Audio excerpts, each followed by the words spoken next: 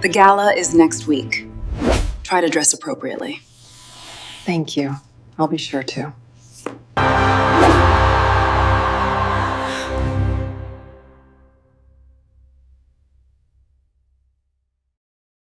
The music didn't stop gradually, it died. 1 second, laughter and champagne. The next, silence so heavy it felt like the entire room forgot how to breathe. Susan Thorne turned toward the grand staircase and felt her stomach drop. Verna was standing there. Not the quiet assistant who fetched coffee. Not the girl Susan invited just to be laughed at. No.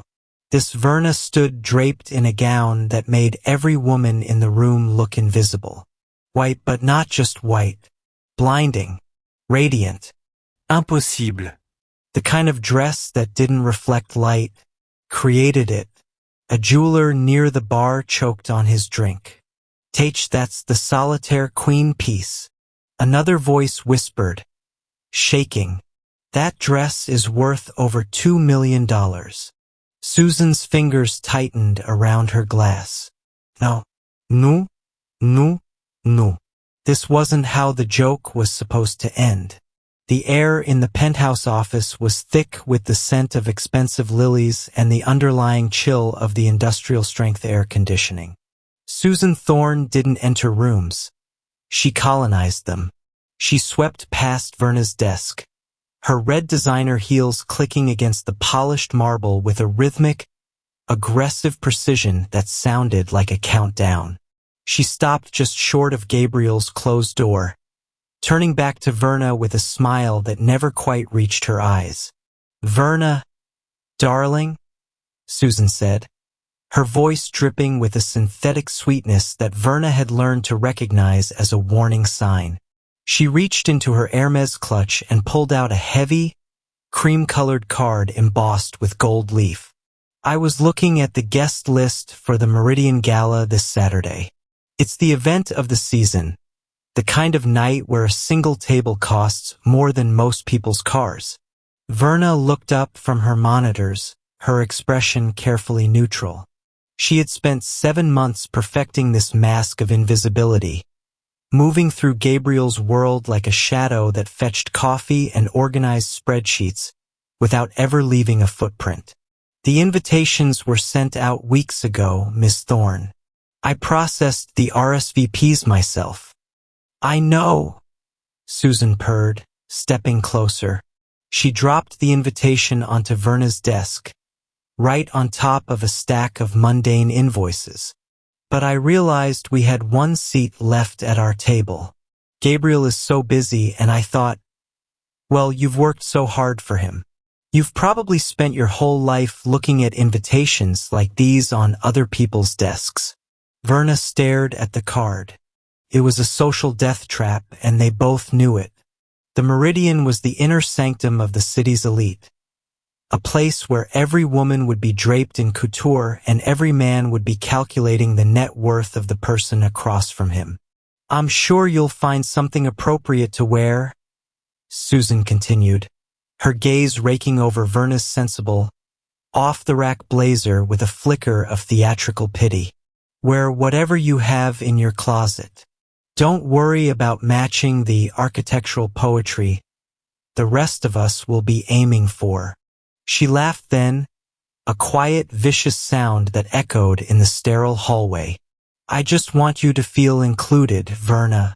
Every room needs a bit of contrast, don't you think?" Susan didn't wait for an answer. She turned and vanished into Gabriel's office, leaving the invitation behind like a poisoned apple.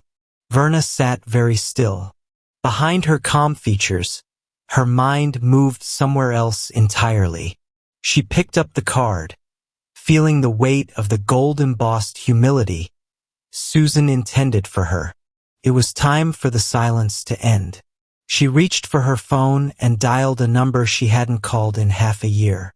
When the line picked up, her voice was no longer that of an assistant. It was steady, resonant, and cold. "Mama," she said, "I'm going to the gala. I need the diamond original." The fluorescent lights of the executive suite never seemed to reach the corners where Verna lived. For 7 months, she had existed in the periphery of Gabriel's high-velocity life, a human Swiss Army knife tasked with smoothing the jagged edges of his day before he even felt them. To Gabriel, she was a series of completed tasks. To Susan, she was simply part of the office decor, as inanimate as the mid-century modern credenza or the imported ferns. Verna remembered her 3rd week on the job, a rainy Tuesday when Gabriel had misplaced a confidential acquisition file. He hadn't looked at her face when he barked the order to find it. He had looked at her hands, as if they were the only part of her that served a purpose. When she found the document tucked inside a mislabeled folder within 3 minutes, he didn't offer a thank you. He simply took the paper, his fingers brushing hers with the clinical indifference one might show when grabbing a napkin from a dispenser. To be an O'Shea was to be the sun. To be Verna the assistant was to be the space between the stars, black, empty, and silent. Susan was worse. Susan's cruelty was active, a calculated sport played with the boredom of the ultra-rich. She would often stand at Verna's desk, taking personal calls that lasted 40 minutes, describing the dull, colorless people she had to interact with, all while Verna sat inches away, typing the very itineraries that facilitated Susan's luxury lifestyle.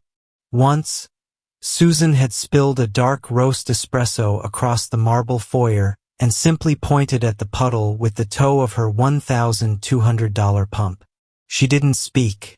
She just waited, her gaze fixed on the wall, until Verna went to the supply closet for the cloth. As Verna knelt on the cold stone, she felt the weight of Susan's shadow over her. Not a person looking at another person, but a master observing a tool that was functioning as expected. Gabriel was not inherently cruel, which in some ways stung more. His neglect was systemic. He would discuss multi-billion-dollar mergers while Verna stood 2 feet away holding his coat, speaking as if she were a sophisticated piece of voice-activated software. He knew her coffee preference for him. Black, 2 sugars, 185 degrees. But he didn't know if she had siblings, or where she went when the elevators hissed shut at 7 p.m. She had spent 210 days being talked over, walked around, and looked through. She had watched them treat waitstaff like ghosts and valets like obstacles. Every time Susan called her dear with that sharp, condescending edge, or every time Gabriel forgot her name and settled for a generic, hey, Verna felt the dormant power of her heritage stirring. They thought her silence was a lack of substance. They thought her modesty was a lack of means. They had spent 7 months building a pedestal of arrogance, never realizing that the woman they were looking down on was the only person in the building who could buy and sell their entire world without checking her balance. The invisibility hadn't broken her. It had refined her. It had given her a front-row seat to their true characters, and as she sat in the dim light of her desk after Susan's exit, Verna realized she had seen enough. The experiment was over. The ghost was about to haunt the ballroom. The walk home to her studio apartment felt different tonight. The city's humidity pressed against Verna, but she didn't feel the usual weight of exhaustion. Instead, she felt a strange, cold clarity. For 7 months, she had lived in a space no larger than Gabriel's walk-in closet, eating generic brand cereal and counting quarters for the laundromat. She had wanted to know if Verna existed without the O'Shea diamonds, and she had found her answer. Verna was resilient, observant, and possessed a quiet dignity that Susan Thorne couldn't touch. But Verna was also finished with being a punching bag for the bored elite. She entered her apartment, a space that smelled of lemon floor wax and old wood. She didn't turn on the overhead light. Instead, she sat on the edge of her narrow bed and pulled her burner phone from her pocket. It was a cheap plastic thing, a far cry from the gold-plated devices she had grown up around. Her fingers hovered over the keypad. She hadn't dialed this number since the rainy night she had walked away from the family estate in Connecticut, leaving behind a life of private jets and security details. The phone rang twice. "Hello." The voice on the other end was melodic, sharp, and instantly recognizable. It was the voice of a woman who commanded an empire built on brilliance and carbon. "It's me, Mama," Verna said. Her own voice sounded different in the small, dark room. Deeper, more grounded. There was a sharp intake of breath on the other end, followed by a silence that stretched for 5 long seconds. "Verna, I was starting to wonder if you'd moved to another planet. 7 months and not a single word? Your father has been insufferable. I needed the time, Mama. I needed to know. And, do you know?" Verna looked at the invitation Susan had given her, the gold leaf shimmering faintly in the light from the street lamp outside. "I know that some people only see what you wear and what you're called. I know that I've spent 7 months being invisible to people who aren't worth my shadow. And I've decided that the experiment is over. Does this mean you're coming home?" "It means I'm going to a gala," Verna said, a small, dangerous smile finally touching her lips. "The Meridian. I'm going as a guest of Gabriel Vance's fiancée. She thinks she's invited a charity case to provide a bit of contrast at her table." Her mother let out a low, melodic laugh that sent a shiver down Verna's spine. It was the laugh of a predator who had just spotted an opening. "Oh, Verna, you always did have a flair for the dramatic, even when you were trying to be humble. What do you need?" "I need the vault opened," Verna said, her gaze hardening. "I don't want a dress from the current collection. I want the one you said was too much for the world to handle. I need the diamond original.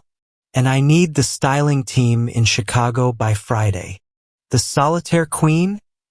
her mother whispered, her tone shifting to one of genuine reverence. "Verna, that piece is more than a dress. It's a statement of war." "I know," Verna replied, looking out at the skyline where Gabriel's office tower loomed like a giant.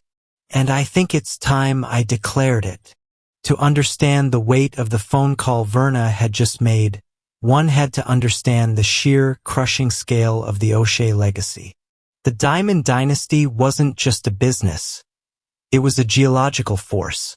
For 3 generations, the O'Shea name had been synonymous with the kind of wealth that didn't just buy things, but changed the way the world looked at them. They didn't just mine stones. They curated the light within them. Verna had grown up in the Glass House, a sprawling estate in Connecticut where the windows were as thick as vault doors, and the air always smelled of ozone and expensive polish. Her childhood was a blur of private tutors who spoke 4 languages and dinner parties where the guests controlled the GDP of small nations.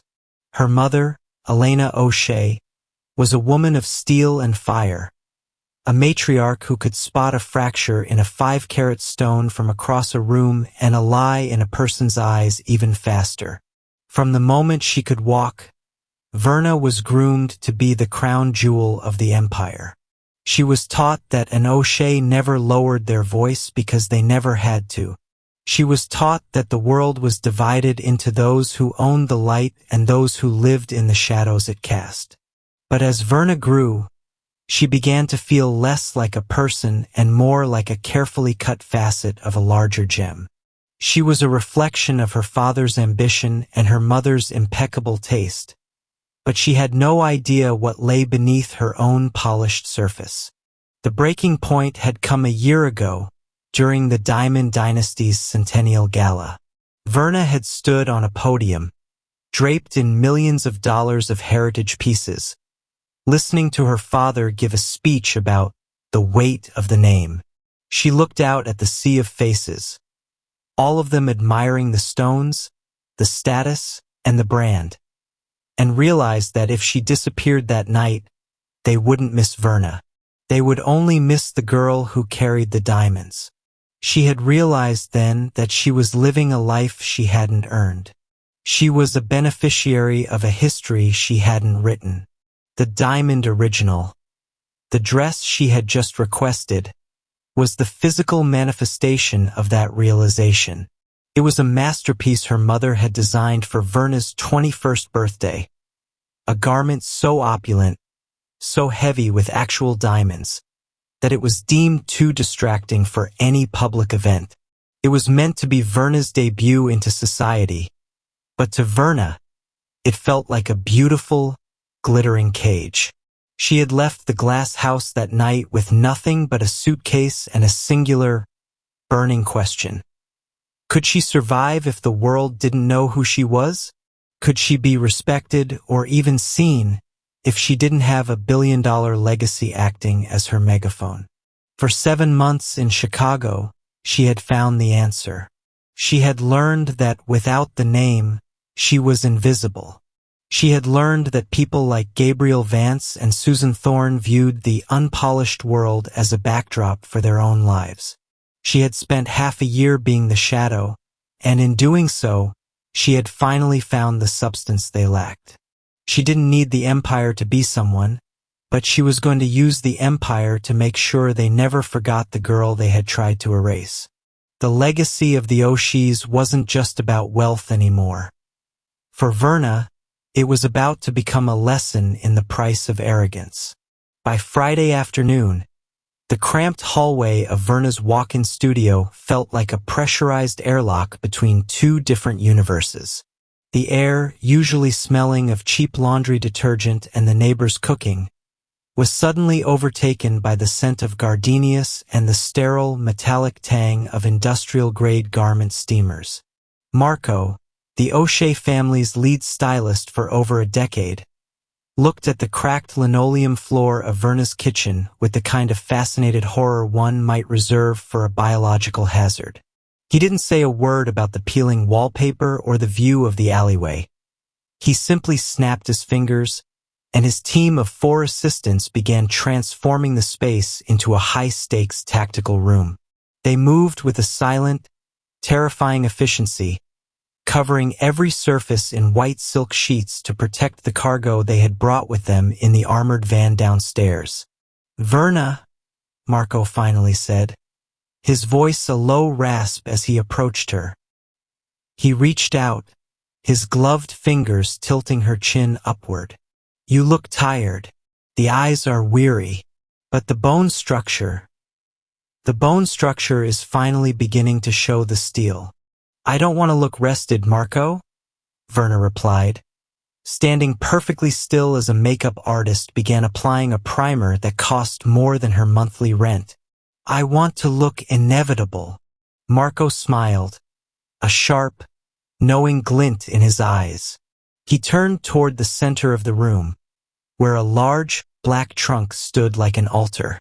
With a soft click, the locks disengaged.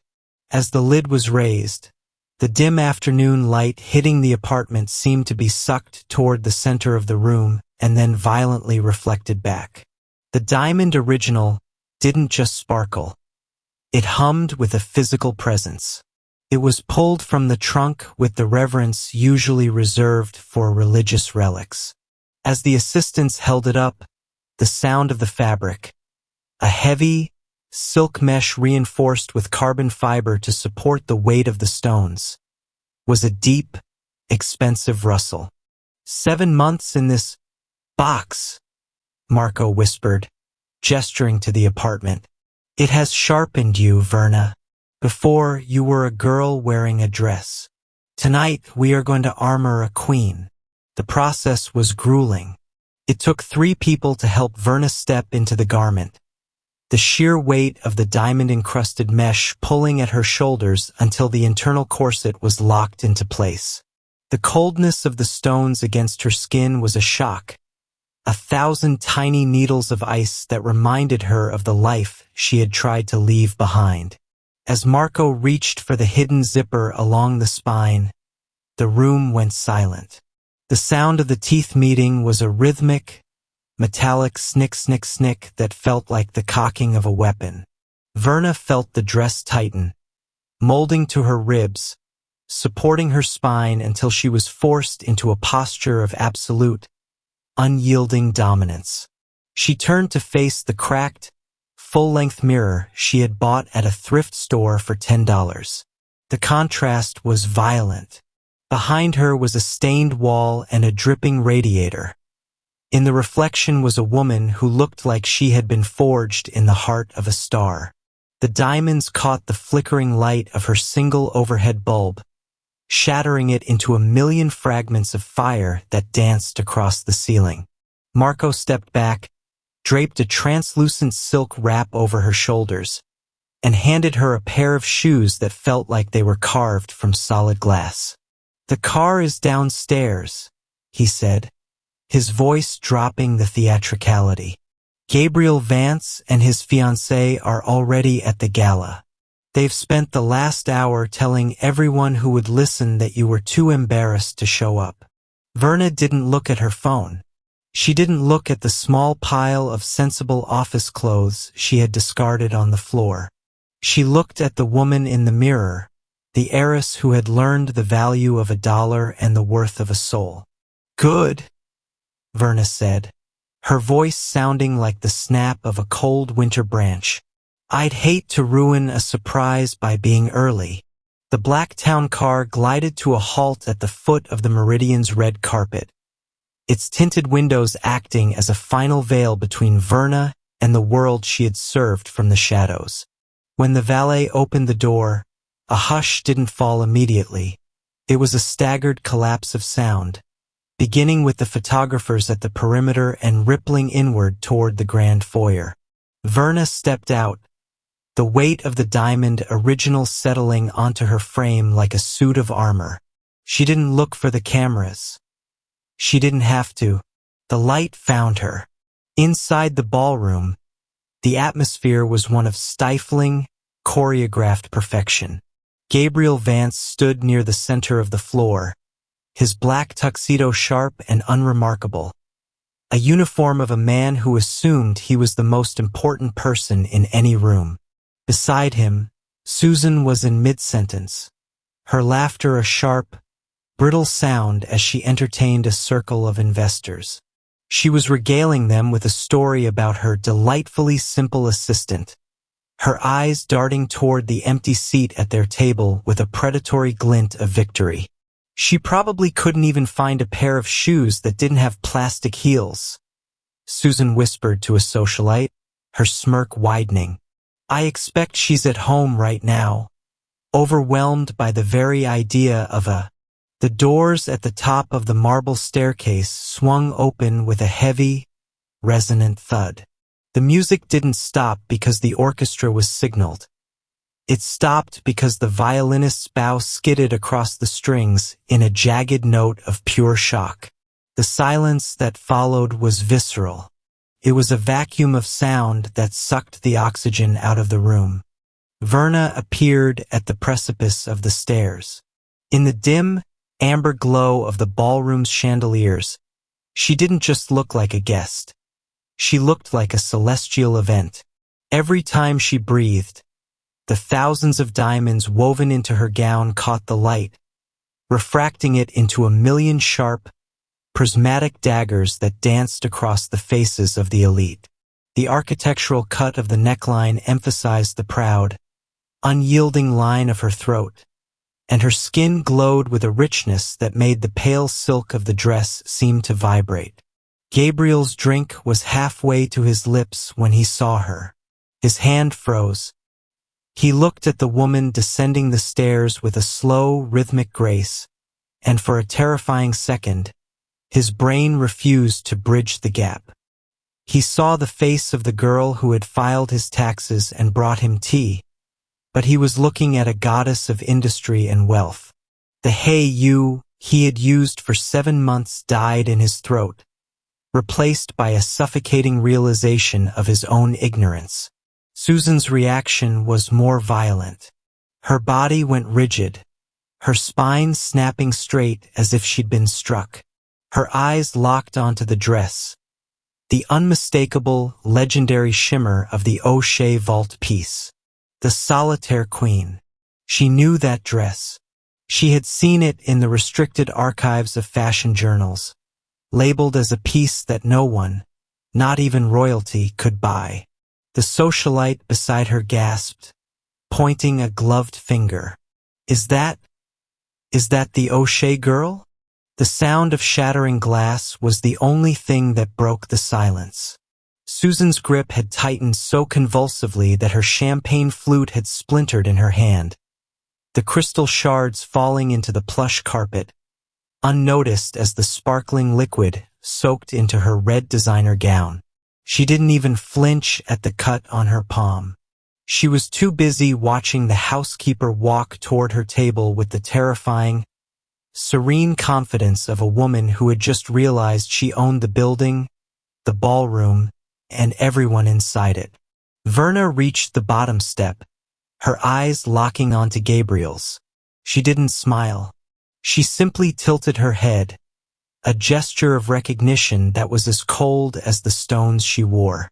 The crowd parted before her like water before a prow, a physical manifestation of a power shift so absolute that it felt as though the very floor was tilting in her direction. The joke was over, and the punchline was etched in diamonds.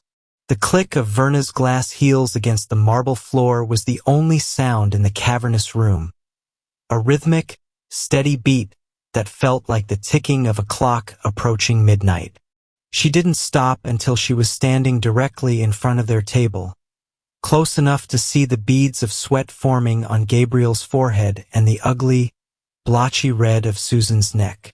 Susan was clutching a cloth napkin over her bleeding palm, her breath coming in ragged, audible gasps. "You're late," Susan hissed, the words trembling with a desperate, dying attempt at authority.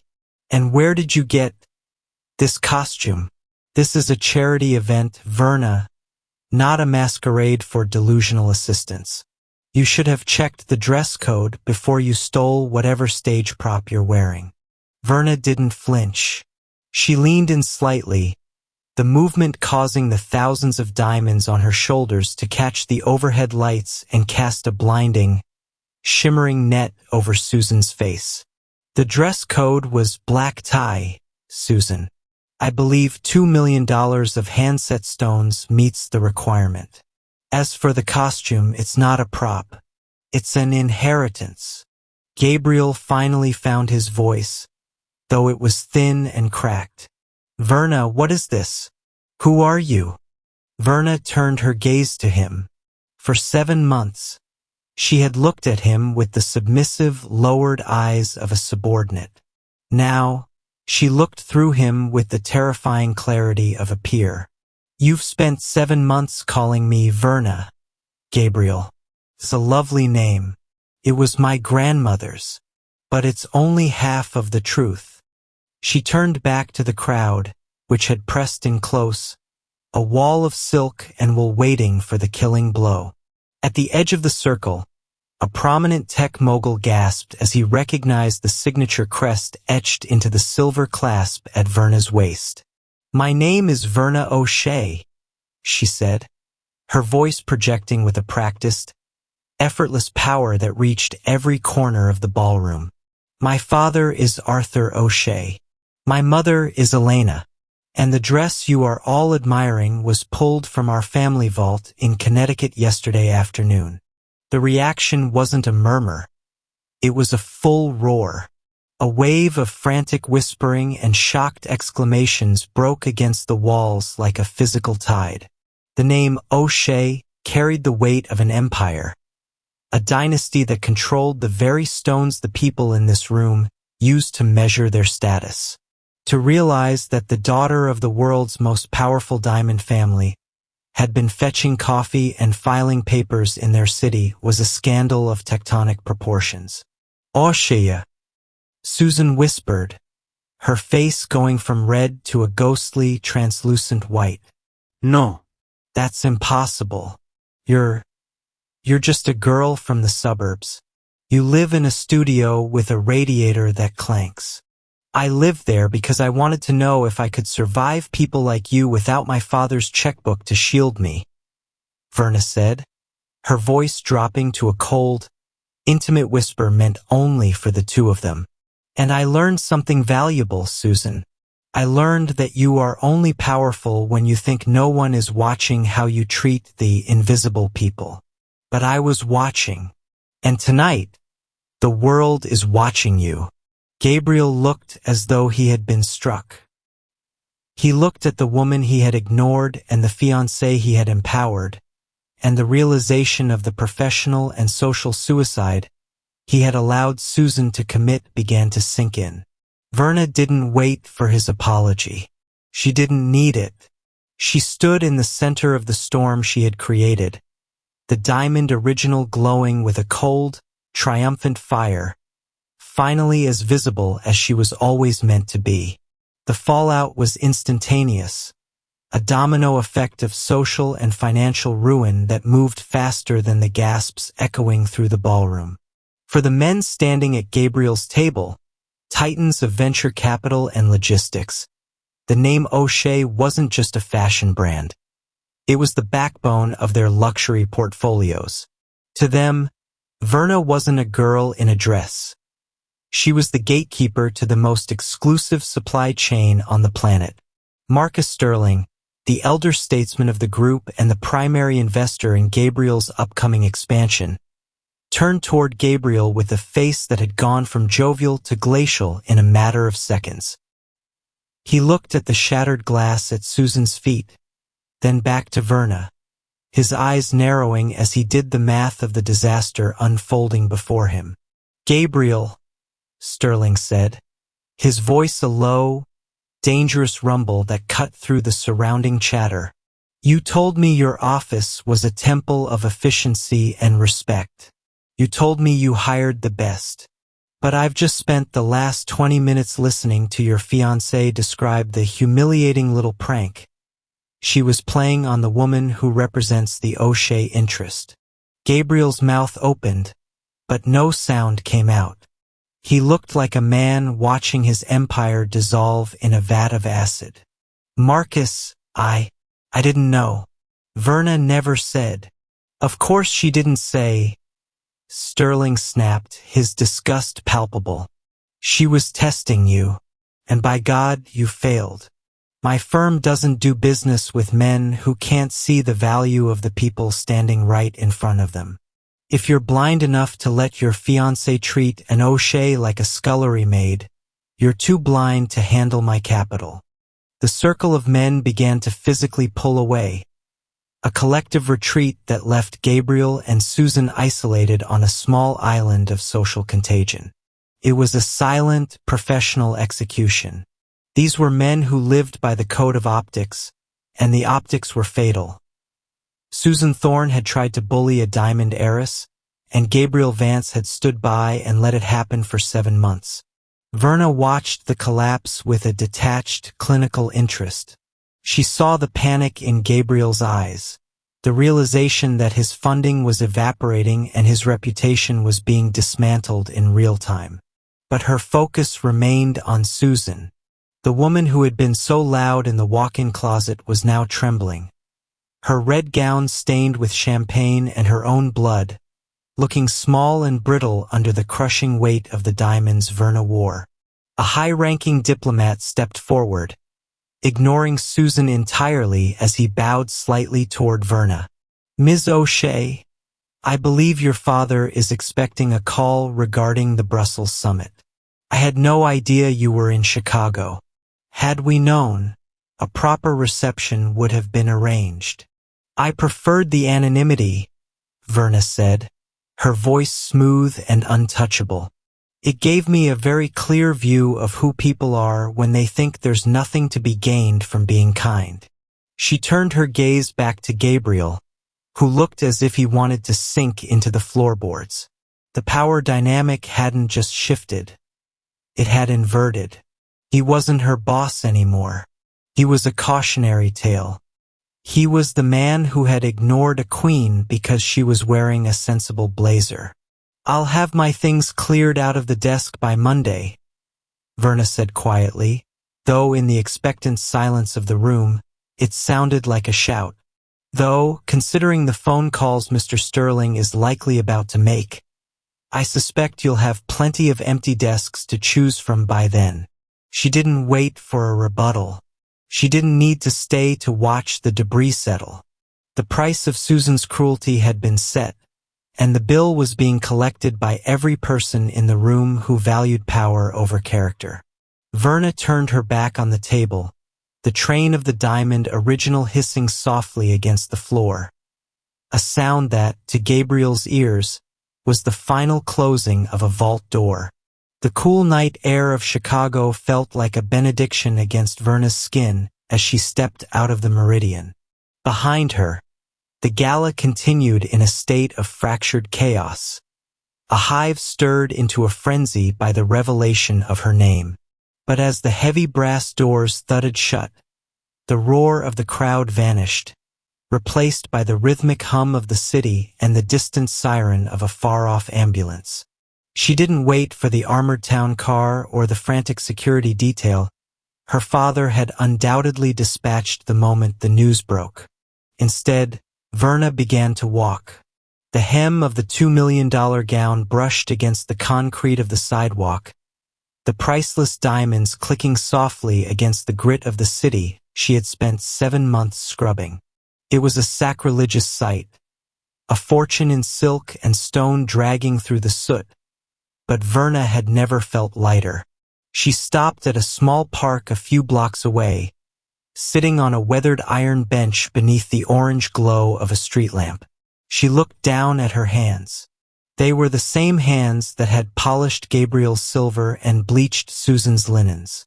They were slightly calloused, stronger than they had been a year ago, and entirely her own. The experiment hadn't been about the dress. The diamond original was merely a mirror, a tool to force the world to see what it had chosen to ignore. The real revelation had happened in the quiet hours of her studio apartment, in the dignity of a job well done, and in the resilience she found when no one was clapping. She realized then that Susan Thorne hadn't taken anything from her because Susan never had the power to define her. Gabriel hadn't diminished her by ignoring her. He had only diminished himself by being blind. Verna reached up and unpinned the heavy diamond brooch from her shoulder, the one that designated her as a direct descendant of the O'Shea line. She held it in her palm, watching the artificial light dance in its facets. It was beautiful, but it was just carbon and pressure. It wasn't the source of her light. It was just a reflector. "I am enough," she whispered to the empty park. She wasn't enough because of the vault in Connecticut or the name on the building. She was enough because she had stood in the shadow and hadn't disappeared. She had been the invisible assistant, and she had remained whole. By the time the sun began to bleed over Lake Michigan, Verna had reached her apartment. She moved through the small space, ignoring the white silk sheets Marco had draped over her furniture. She stripped off the $2 million armor, laying it across her narrow bed with no more ceremony than she would a discarded coat. She dressed in her own clothes, the simple, sturdy pieces she had bought with her own earned wages. She left her key to the executive suite on the kitchen counter, next to the gold-embossed invitation that had started it all. She didn't need a formal resignation.